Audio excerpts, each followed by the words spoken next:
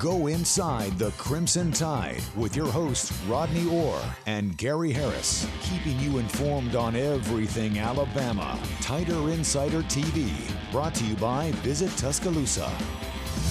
Hello again, everybody, and welcome into the latest edition of Tider Insider Television alongside Rodney Orr from TiderInsider.com. I'm WVUA 23 Sports Director Gary Harris. Well, Alabama men's basketball has fallen out of the top 25 polls, both of them.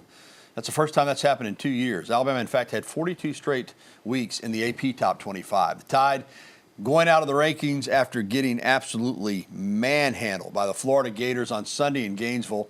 It was as bad as it sounds, 100-77. In fact, Rodney, it was probably worse. If Florida had done a better job shooting free throws down the stretch, they probably won it by 30. But, you know, there's a lot to break down here. But the thing that I noticed watching the game on television, and Nate Oats confirmed it today. I'm glad to see that I was right for once. We'll get into that in a moment. But was just the lack of effort, the lack of desire. You know, when you're getting beat down the floor off made baskets by their 7-foot big guys and they're shooting dunks and running by your guards, you can't tell me that's just Florida wanting it more than Alabama Florida did. Played really clean, too, Gary. They only had 2 turnovers in the game, 18 turnovers.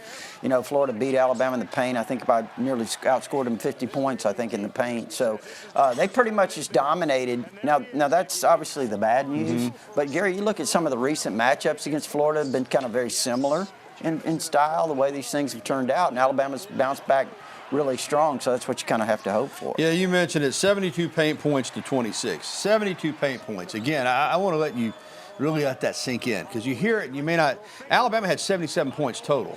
So, and I understand Alabama shoots threes and they try to get to the basket, but Florida is an old-fashioned, team. If you let them post up and catch the ball 5 feet, 4 feet from the basket, they're going to light you up. And what I continue to see from this Alabama team defensively is they don't, I know they got Bediako back. He bought 4 shots. They just don't have much resistance for these big, strong, physical teams. They let them get on the floor where they want. They let them get position. They catch the ball and they score. And they get rebounds. Yeah. I mean, they got out-rebounded by 11 in this game. We've seen it happen repeatedly this year. It's 44-33 in this particular game. So you're right.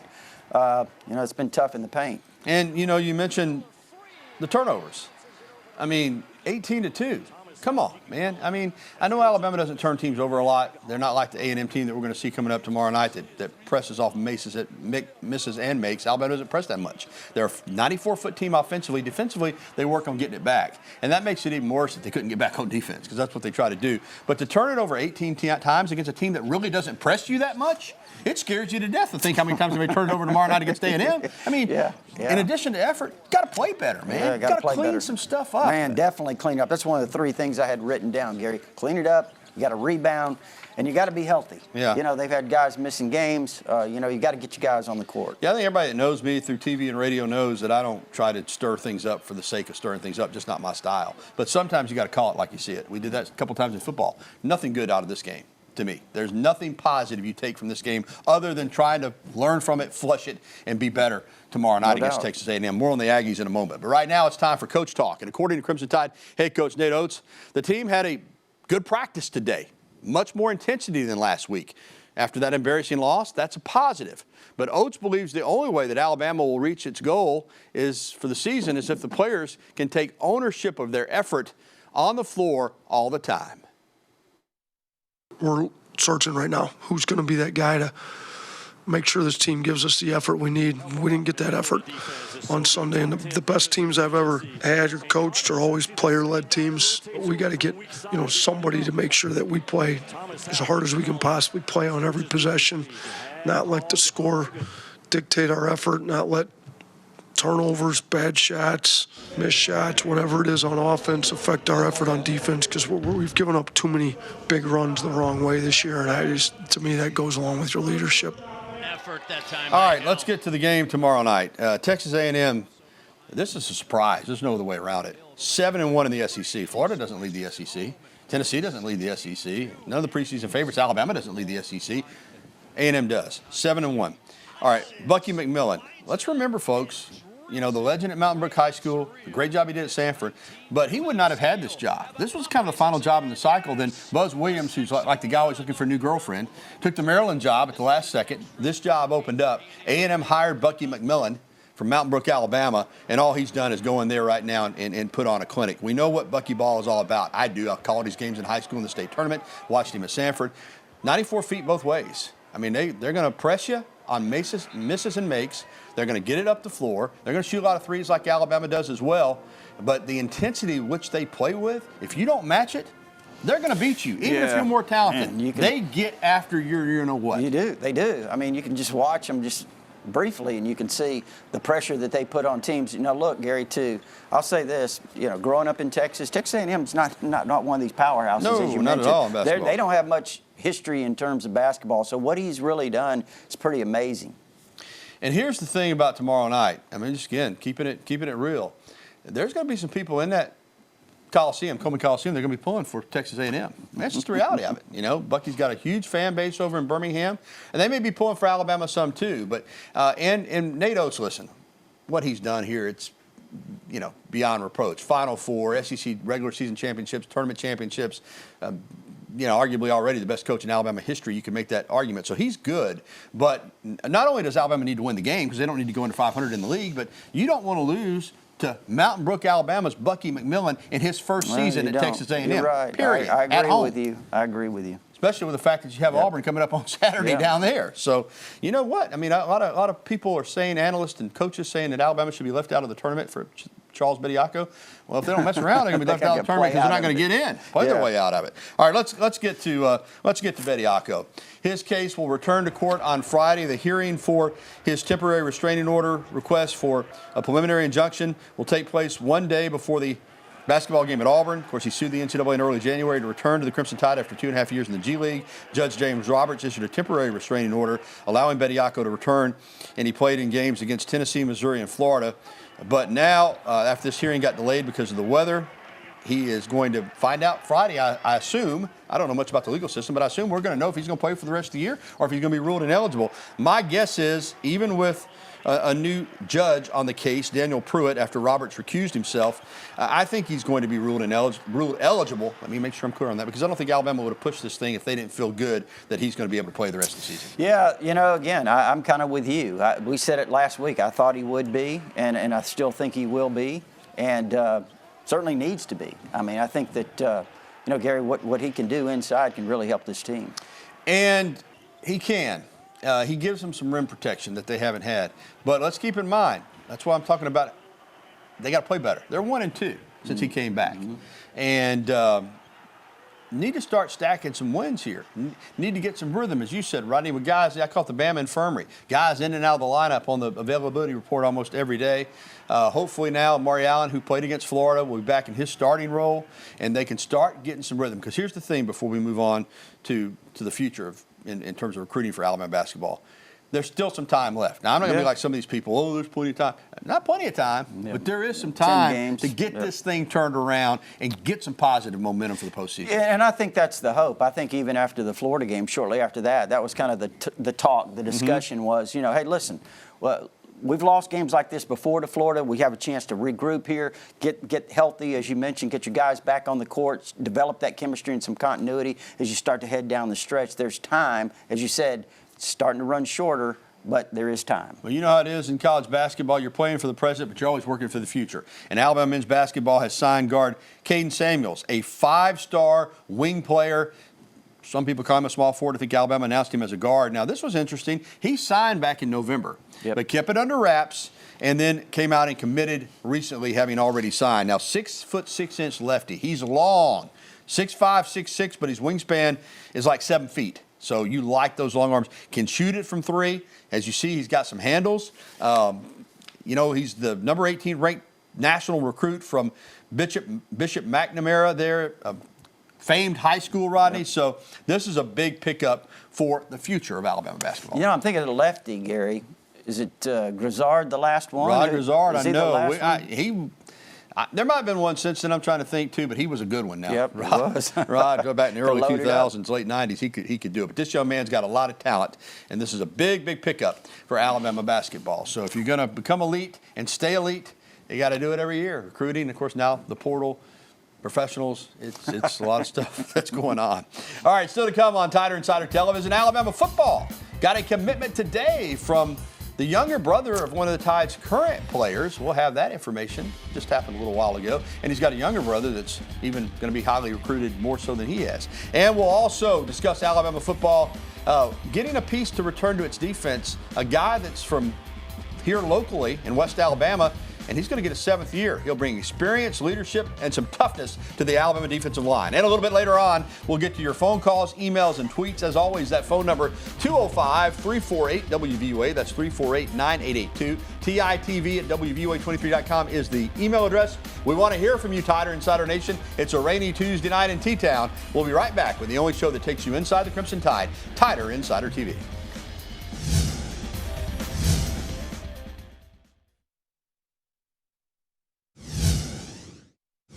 TITV presented by Visit Tuscaloosa. Alongside Rodney Orr, I'm Gary Harris.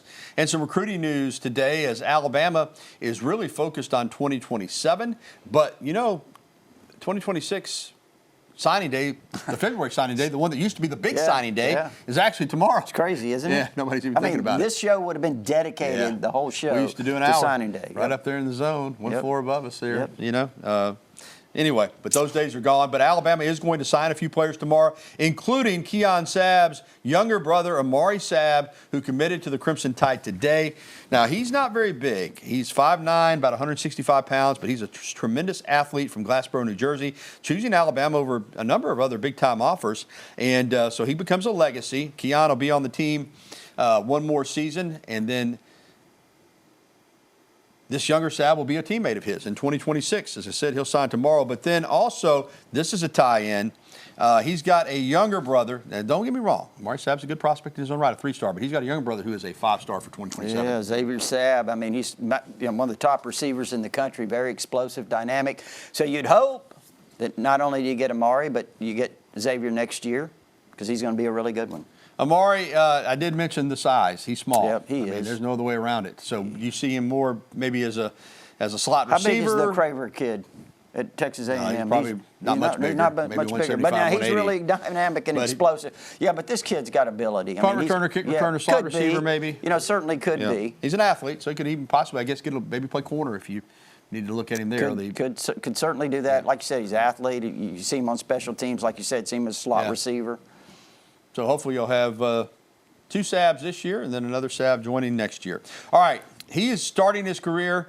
You've got a guy now who's extending his career, and this is good news for Alabama. It's good news for local football fans. Let's get to Jah-Marien Latham, because Jah-Marien Latham played at Pickens County High School and now is going to be entering his 7th season of college football. Now, listen, I laid this out on social media because there was a lot of flack being caught because it's Alabama. Guys are playing 7, 8 years everywhere, but if Alabama gets a guy play 7 years, people want to make a stink about it. All right, here's what happened. He was on the 2020 team. He's the last remaining national championship member. He was redshirted for 2021, plus he got the COVID-19 year. So that was an extra year for 2020. Then this past season, he missed most of the year with an injury and applied for a medical hardship. Got it, Rodney? So this is how he's getting a 7th year. But listen, he's going to bring some experience, some leadership, and some toughness to that defensive line. And there's really not a lot unusual about this, Gary, getting 7th year. We see it happen all the time. In fact, a player that Alabama has out of the portal transferring from Mississippi State, Kedrick Bingley Jones, defensive lineman, he's applying for a 7th year as well. So it happens. And, Jah-Marien Latham's got a lot of kind of versatility. He's played on the defensive line. He's played Wolf linebacker, and that's a spot. Now, they lost some experience. You lost Quay Russaw. You lost Noah Carter, transferred out of here. So both those guys gone. You do have, obviously, Pierre coming back, Yanze Pierre, and then also Justin Hill, the true freshman, Xavier Griffin. But to bring back this kind of experience that he's got and the versatility, I think that's really good. Another thing, character. I know his dad, Eric. Of course, Michael Williams, former Alabama player, is the head coach there at Pickens County. This guy is a quality individual. He helps your football team on the field, and believe me, he's going to mentor some of these younger guys because Alabama's going to be young. Let's get into kind of an early synopsis as we look ahead to spring. Rodney, the portal has brought in a few players Alabama lost, but I think the main emphasis in spring certainly is going to be on all the young players that Alabama has, both those freshmen that have already enrolled and guys that didn't play last year who are looking to step up and play a role this year. Well, I think anytime you have an inexperienced quarterback, especially when you're talking about the SEC, which Austin Mack played some, a little, Russell's not played a lot. I mean, both those guys are really talented. You've got some other players in here, obviously, Tamala and some of the other players that they have. So they're young at quarterback. The offensive line, I mean, you've got two guys really that's got any experience. You got Michael Carroll, you've got William Sanders over there at left guard that's played some.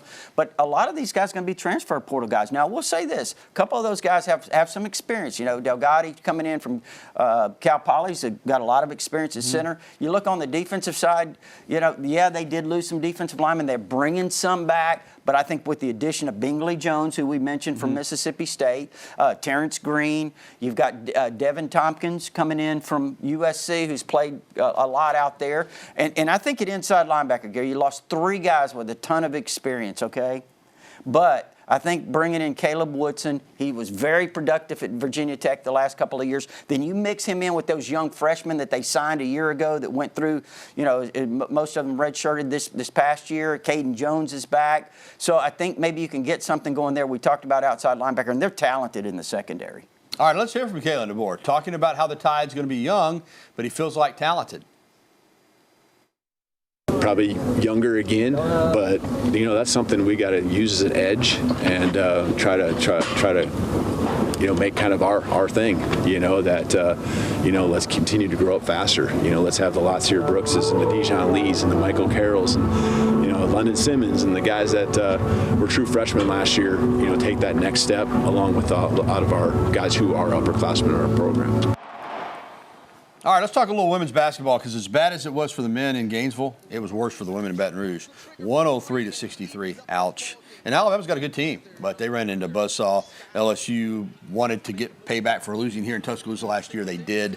So, like Christy Curry said after that game, you know, you run into something like that, a great team that's on like that, you hate it, but you got to come back and get ready to play. So 103-63 is the final score in that one. All right, coming up, we're going to get to phone calls, emails, and tweets. That phone number is always 205-348-9882. Go ahead and let us hear from you, Tider Insider Nation. We'll take phone calls and answer emails next.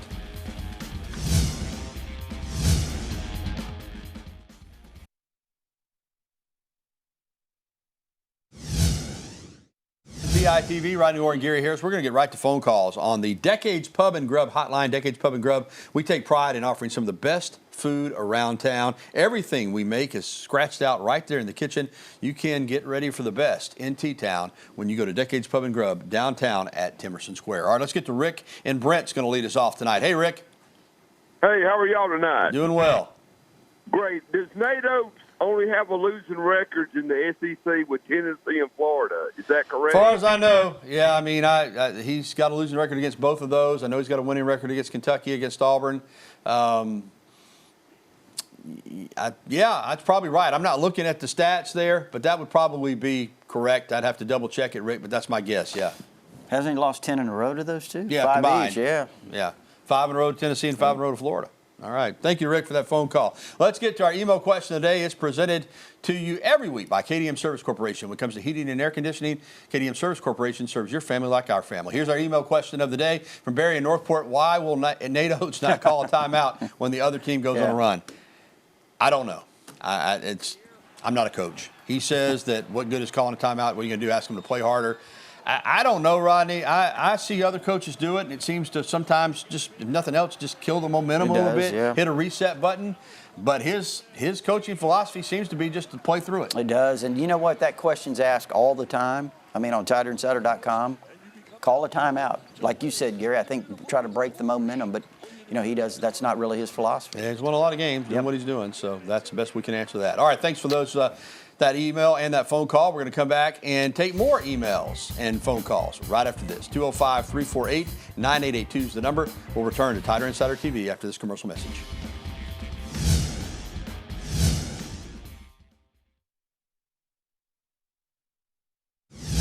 Bama Gymnastics has started the season absolutely on fire. 4 meets, 4 scores over 197. They beat Oregon State last Friday night inside Coleman, 197.45 to 195.825. Gabby Gladio led the way as she took the all-around, and Alabama scored 49.675 on the floor. That's the 4th highest mark in program history and the highest by any team in the country this season. Now, they're going to be tested Friday night. They go to number 1 Oklahoma, but Bama, I think, is ready for the challenge. All right, let's come back, Rodney, and take an email before we do anything else. The email is coming to us. I hope. Yeah, there we go. From Marvin in Gadsden, should Kalen DeBoer call the plays this season? I don't think so, Marvin, because I just don't think that's the way he does it. I mean, I think he brought in Ryan Grubb. I don't know, a lot of people are not sold on Ryan Grubb as a play caller, but that's the way that they do it. And so I would say no, based on the system that's worked for them in the past. You know, I'll say I agree with you there. I think it's not his style to do that. And I think, like you said, Ryan Grubb has caught some criticism. They didn't have much of a running game. But, you know, again, Grubb has had some success. He had a ton of success at Washington. I mean, a lot of success, a lot of production, you know, at a lot of different spots. With that said, too, Gary, I'll say this, and I'm not suggesting anything, okay? But I'll say this. Derek Nix did an incredible job down the stretch at Auburn calling plays. He did a great job against Alabama. And again, I'm not suggesting somebody else should call the plays. It's Grubb's job, and I think it'll remain his job. All right. Thanks for the phone calls and emails. We'll be right back after this.